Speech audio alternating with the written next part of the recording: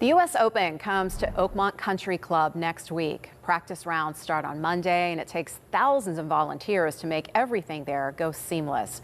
With golf's rich history, volunteering at the event has become a tradition for a lot of people. KDKA's Chris Hoffman shows us how. Oakmont Country Club is viewed as one of the hallowed halls of golf. You know, we've always said about Oakmont is great courses produce great champions. When the best in the world try their luck at the Church Pew's bunker and intense rough, about 4,200 volunteers will be along for the ride, another 2,400 on standby. That's the kind of support that we've gotten from Western Pennsylvania. They'll handle everything from hospitality to crowd control, merchandise, scorecards, and fan services. Some volunteers are as much a staple as the clock by the first tee. Jonathan Spatz has worked 5 Opens at Oakmont. I've seen a lot of things. I've had some interesting times.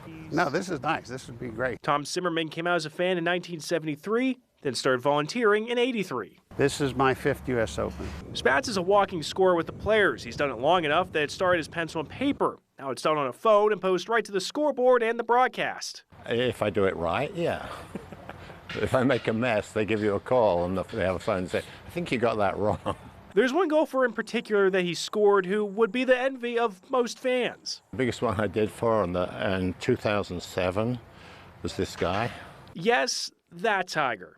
Zimmerman will be co-chairing the club members' services committee, essentially keeping members in the loop before, during, and after the event.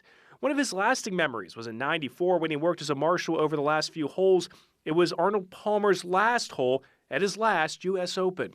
He was just greeted with the fans that were surrounding that green and gave him an ovation that I know touched him deeply, and it was very moving for anyone who was there. In their decades around the game, Zimmerman and Spatz have seen golf grow. You could grab a seat on the ground next to the 18th green and watch the leaders come up. There were that few people coming.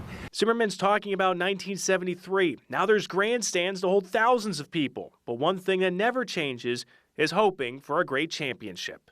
I'm just hoping it's a good, close competition and the crowd loves it. That's what I'd like to see. Waiting patiently to see who holds the famous sterling silver U.S. Open trophy, Chris Hoffman, KDKA-TV News.